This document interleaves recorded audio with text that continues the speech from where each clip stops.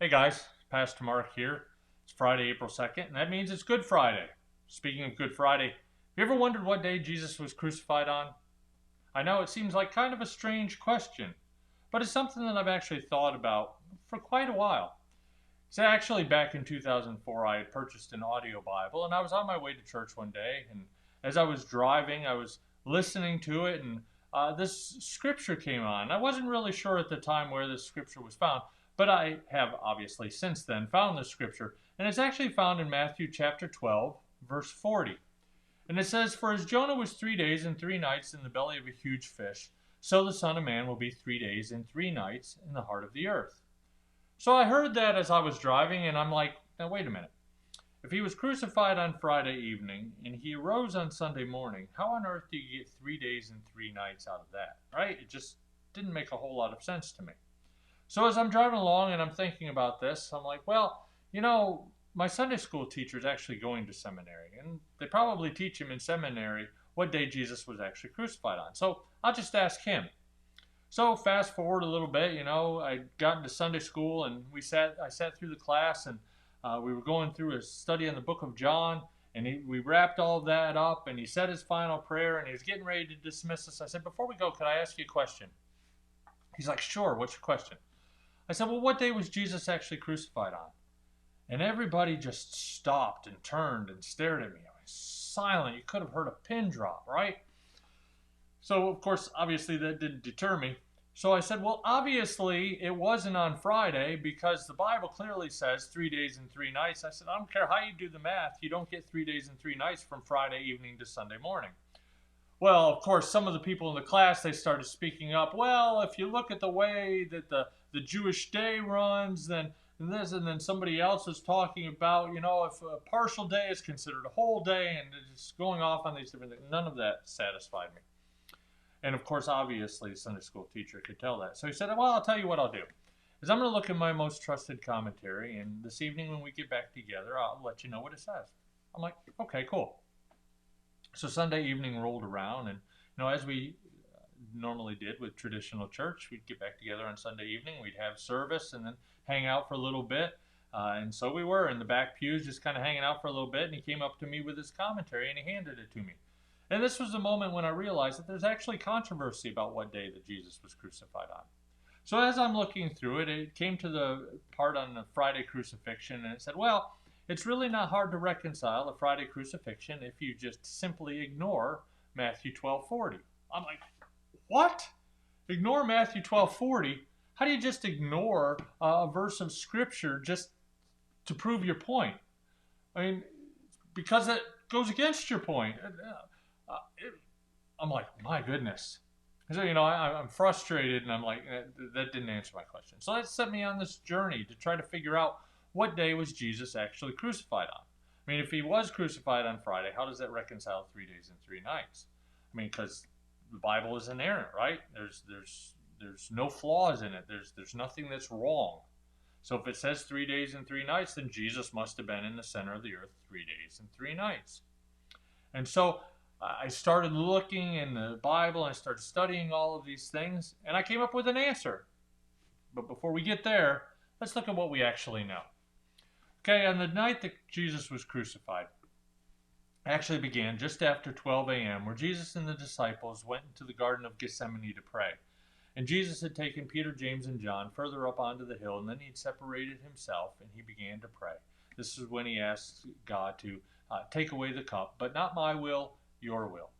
And of course, we also have Jesus rebuking the disciples for falling asleep constantly instead of praying, 3 different occasions, until finally Jesus comes and says, get up, let's go, our betrayer is at hand. So as they walk down the hill, there's Judas leading the high priest's soldiers that come to arrest Jesus. Judas walks up to Jesus, betrays him with a kiss, and the soldiers arrest him. The soldiers then take Jesus to the house of Annas. Annas is the father-in-law of Caiaphas, the high priest. Annas interrogates him for a little bit, but Jesus isn't overly forthright with his answers. So Annas gets frustrated and sends him on to Caiaphas. Caiaphas then asks people to testify against Jesus, what Jesus had done. So these people start making up these stories. Some truth to it, but most of it was just made up.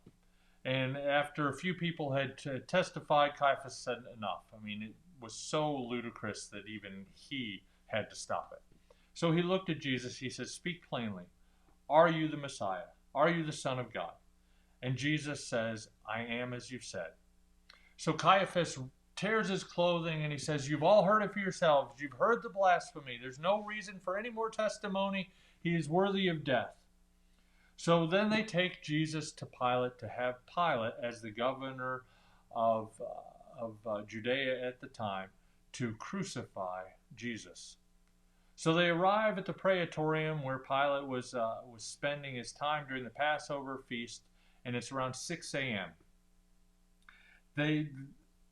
Pilate takes Jesus to the back and he interrogates him. He starts to ask him questions, but he can't find anything wrong with Jesus. Where's testimony? So he takes him back out and he says, "I find nothing wrong. I find nothing to charge it, no crime to charge this man with." And so the Jews start making up stories. He says he's a king, but there's no king but Caesar. And some different stories like that. And so Pilate takes him in the back again and interrogates him again. Still, can't find anything wrong with him. Brings him out again. "I can't find anything wrong with him." And they keep shouting things at him. They want him crucified. So Pilate says, "Well, I'll have him flogged. I'll have him punished, but then I can't find any reason to put him to death." So he sends him to his soldiers. The soldiers flog him. They scourge him. They put a crown of thorns on his head, purple robe around him. They mock him. They beat him. They jeer him. Then they bring him back out and give him back to Pilate. And Pilate brings him before the crowd again. He says, here's the King of the Jews." So he had thought he had figured out a way to kind of get out of this. And it was tradition that during the Feast of the Passover, that one criminal would be released. So he gets this one guy named Barabbas, who's an insurrectionist. He's a murderer. And, of course, he has Jesus as well, expecting that the crowd would want Jesus. He says, "Who should I give to you?" And they start calling for Barabbas. And Pilate says, "Well, what should I do with Jesus, King of the Jews?" And they start shouting, "Crucify him, crucify him." He says, "What crime has he committed?" And they keep shouting, "Crucify him, crucify him, crucify him." So eventually he gives in. He has a pot of water brought before him. He washes his hand. He says, "His blood is on your hands." So Pilate then sends him out to be crucified. So at 9 a.m. on that morning, Christ was hung on a tree and left there to die. During the course of the day, as Christ was suffering and dying, he speaks a couple of different times. He prays to God. And then finally at 3 p.m., he says his famous words, "It is finished," and he gives up the ghost. Now, at this time, it's just 3 hours away from the start of the Sabbath day. So Joseph of Arimathea goes to Pilate and asks for Jesus' body to be released. Pilate's surprised that Jesus is actually already dead, so he sends for his soldiers to confirm that Jesus is actually dead, which they do. So he agrees to release Jesus' body to Joseph. So Joseph hurries back to Jesus. They take him down off the cross, and they quickly wrap him and put some spices on him and stuff, because they have to get him in the tomb before 6 p.m. because that's the start of the Sabbath day. So they do all this, and they get it done. And this is where some of the belief that of the Friday crucifixion comes into play, because they had to get him off before the Sabbath. And of course, we all know that the weekly Sabbath during this time was on Saturday. And we also know that they couldn't do anything as far as embalming him until Monday or Sunday. So have all of this in mind. You're looking at this, you're like, he's crucified, he has to be taken off the cross by 6 p.m. because the Sabbath is going to start. Mary can't get to the tomb to properly embalm him until Sunday morning. So obviously it must be Friday. We're done, good. Friday crucifixion, right? Sound good? Here's the problem. Still doesn't explain how there's 3 days and 3 nights from Friday evening to Sunday morning. If we're really going to understand this, we have to go back to Levitical law. There's a couple of things that I want you to look at. The first scripture we're going to look at is when the Passover actually began. It tells us in Leviticus 23:5, it says in the first month, which was called Abib, before the Babylonian occupation, or Nisan afterwards. On the first day of that month, on the 14th day of that month, at twilight, is the Lord's Passover. Okay, so the Passover is on the 14th day of Nisan, or Abib. Okay, then we move down to Leviticus 23, verses 6 and 7. It says, on the 15th day of that month, the Lord's festival of unleavened bread begins. For 7 days you must eat bread made without yeast. On the first day, hold a sacred assembly and do no regular work. So the first day of unleavened bread was what they would call a holy convocation, or a Sabbath of the feast. Okay, this is extremely important to understand what day Jesus was actually crucified on. So understand that no matter what day of the week the 15th falls on, it will always be a Sabbath day. If the 15th falls on Monday, Monday's a Sabbath. If the 15th falls on Wednesday, Wednesday's a Sabbath. If the 15th falls on Friday, Friday's the Sabbath. And there's always the Sabbath of the week, which is on Saturday. Okay? So, when you look at those two things, the Passover being on the 14th day, and we know that it was the day of Passover when Jesus was actually crucified. We know that the 15th is the Sabbath of the feast. It is a holy day. They're not allowed to do any work. Okay? When you look at those two things and you put them together, let's look at our calendar. On our calendar, if we look at those 2 days and we put the Passover on the 14th, being Thursday, and we put the Feast of Unleavened Bread on the 15th, which is a Friday, we get the Passover, the arrest, the trial, and the crucifixion all taking place on Thursday. We have Jesus being taken off the cross by 6 p.m. on that evening. Now understand that a Jewish day begins at 6 p.m. and ends at 6 p.m. So our Thursday evening, at 6 p.m. on our Thursday evening, would actually become their Friday. So Friday, the Sabbath of the feast, began at 6 p.m. our Thursday evening, their Friday. Okay? Does that make sense? All right. So what we have then is we have Christ being crucified on Thursday.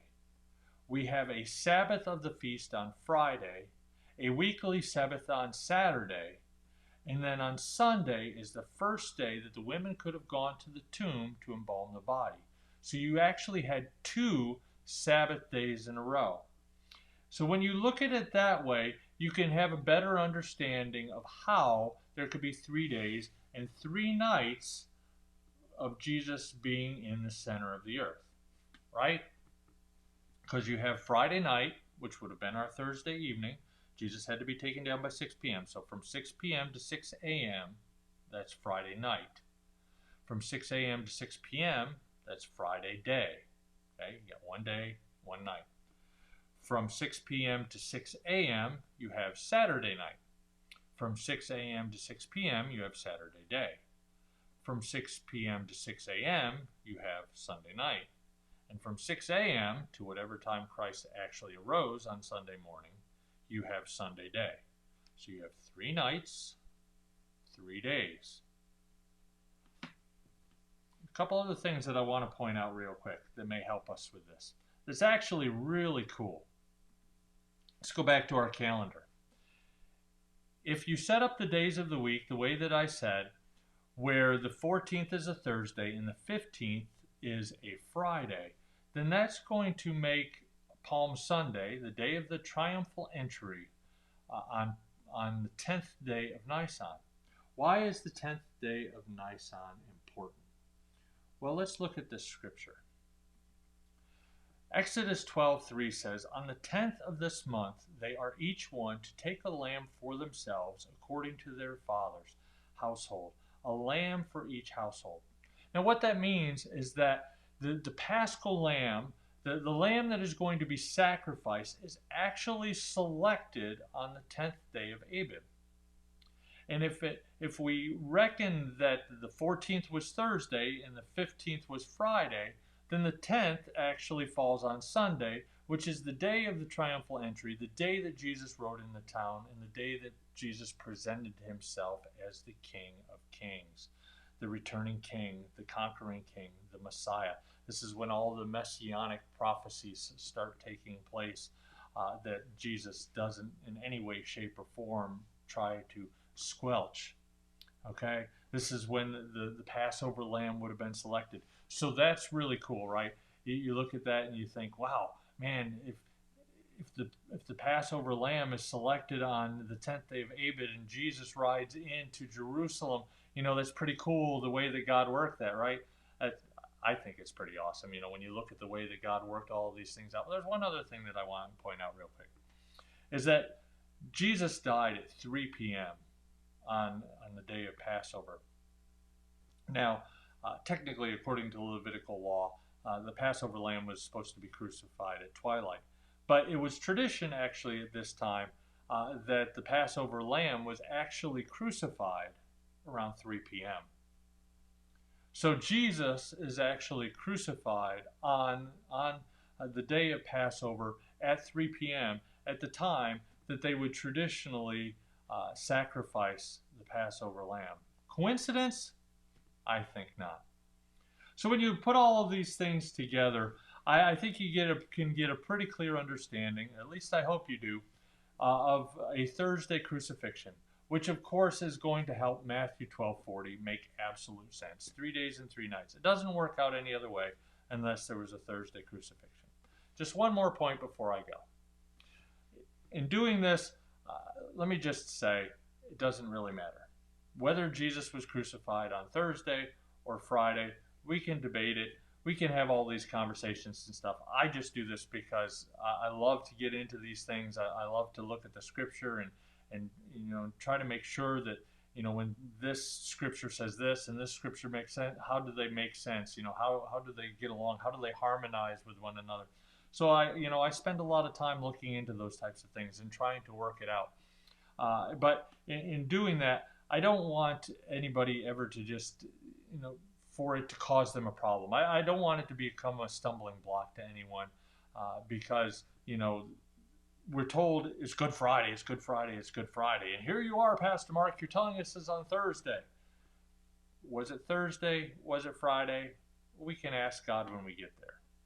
But if we want Matthew 12:40 to make sense, I'm pretty comfortable with a Thursday crucifixion. But I'm going to let you decide for yourself. So until next time, take care. If you enjoyed this video, please give us a like, subscribe, and if you have any comments or questions, I'd love to hear from you. Put them in the comments below, and I will try to answer them as soon as I can. Until next time, God bless.